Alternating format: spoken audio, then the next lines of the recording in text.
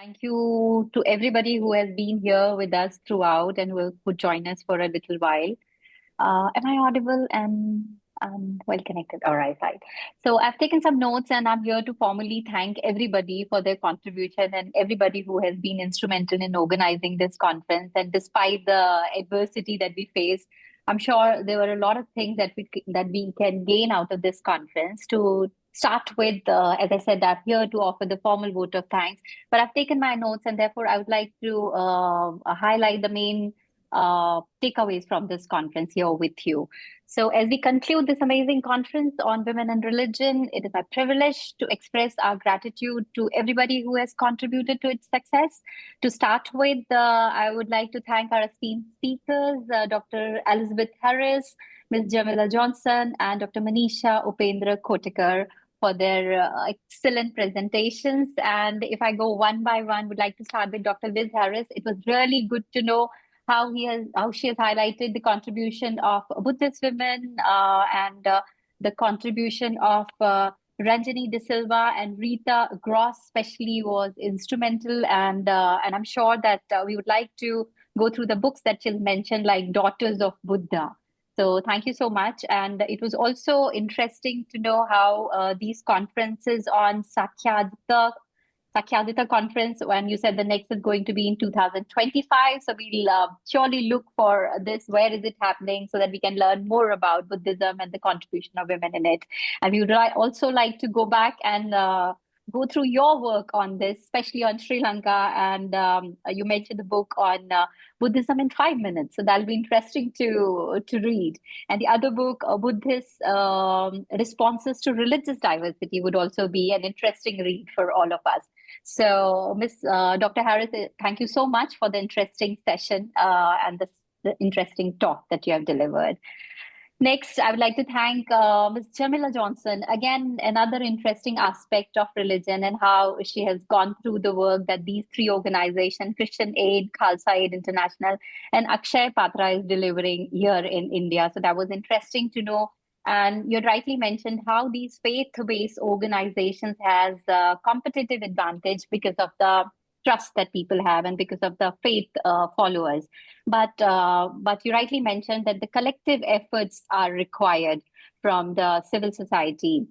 And you said that local partnership is crucial to deliver, but global partnership is also equally important so that the funds can be raised for this cause. So thank you again for this interesting insight and excellent delivery. To our own Professor Andrew Davis, I'm extremely grateful, Andrew, for your talk and how you explain how women's value-based leadership and faith-based leadership can contribute to the table.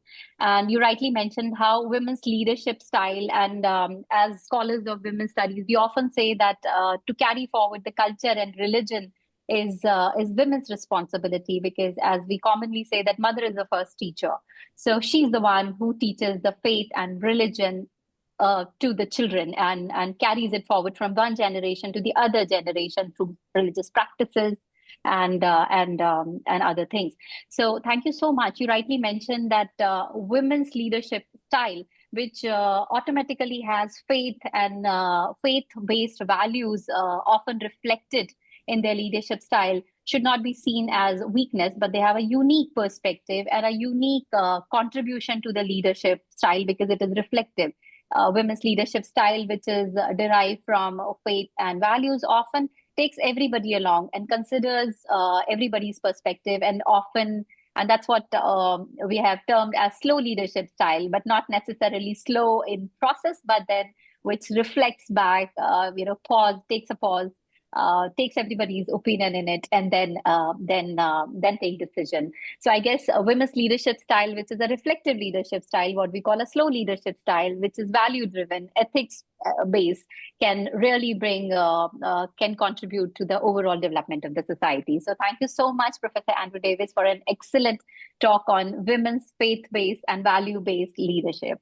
Thank you so much. Now, a keynote speaker, Madam Manisha Upendra Kotekar. Thank you so much, ma'am. On a short notice, you agreed to speak as a keynote speaker. So we are extremely grateful.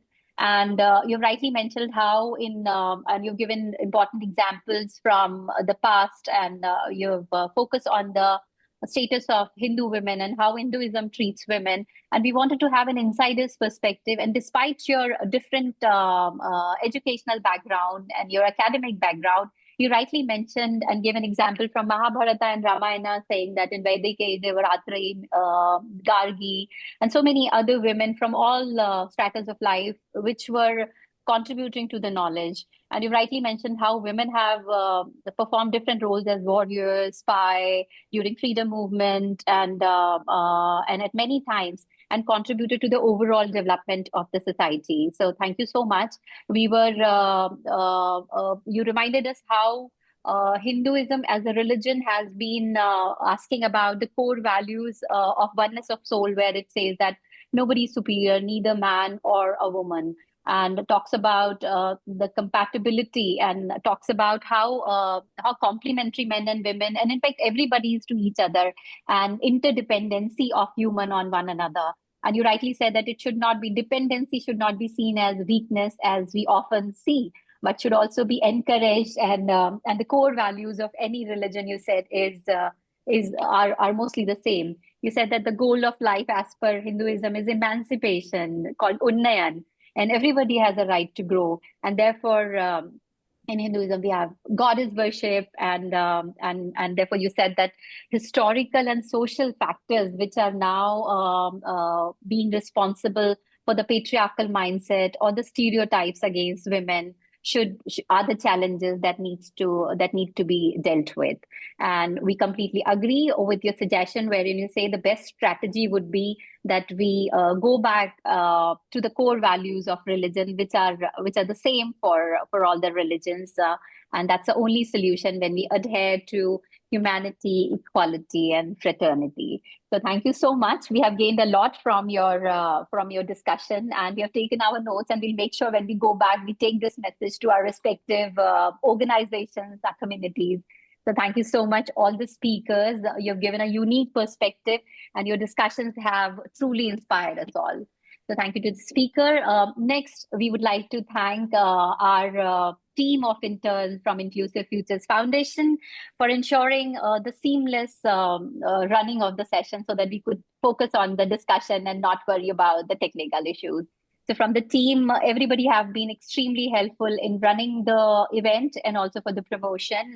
To name a few: Nalini Bhattar, Yantisha Yadav, Ikra Fatima, Sharmila Mahajan, Susan Shrestha, Ruthi Kesri from University of Birmingham, who helped us manage it physically. They help us in running the program successfully. So thank you very much, team, for your dedication. As I said, that Professor Andrew Davis, who has been managing this there in the University of Birmingham physically, and his team, we are extremely grateful. We are grateful to Dr. Simi Rizvi for hosting the conference for us. So thank you so much. And a huge thanks to our collaborator, Women Development Cell of Zakir Hussain College of Delhi University. Everybody at the Women Development Cell at Zakir Hussain has been extremely helpful. They promoted the event through their networks. So we are extremely grateful. We are grateful to Professor Masroor Ahmed Beg, Principal Zakir Hussain Delhi College Evening, for offering his support so willingly. We are so sorry that because of the health issues, he so much wanted to address our gathering and offer a welcome speech, but he's visiting the doctor and he could not offer the welcome address. But he sent his messages and offered help and cooperation to run this program through his college. So we're extremely grateful. We're also grateful for Miss Sanam Yaqub from University of Birmingham. She's the head of inclusion and diversity.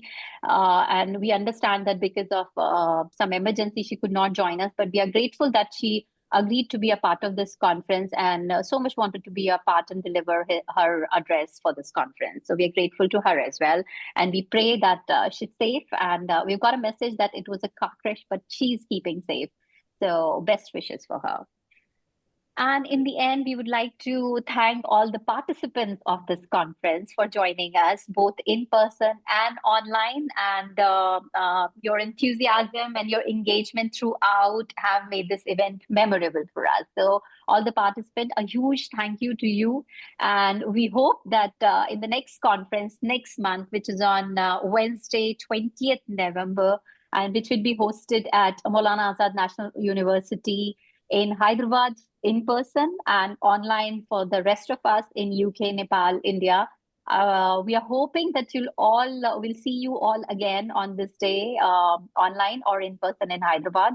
Professor Shahida Murtaza, who's the head of education and women empowerment, would be joining hands with us to run this conference next month. So do join us. And about this conference, the electronic certificates will be delivered to all of us on our emails within 24 hours. So thank you so much. And now I would request all of us to please switch on our cameras for a group photograph, a formal group photograph. That'll be extremely helpful for us to keep a memory of this conference. And after that, we'll announce a formal goodbye for this conference. So can we please have our cameras on so that we can have a group picture, a screenshot.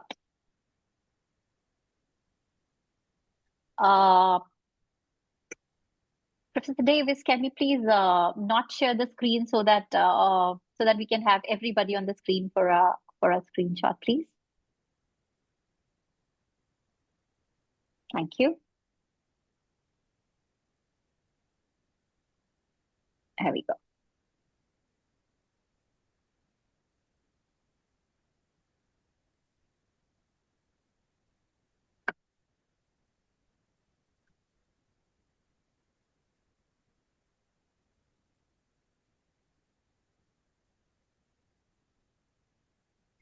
I think we have taken pictures for this conference. So thank you once again. And let's keep this conversation going and take this learning into our communities after this conference. Thank you so much. With this, we come to a formal end of this conference. See you again on November 20th next month in the 5th International Conference on Women and Religion. Goodbye. Thank you, everyone. Goodbye.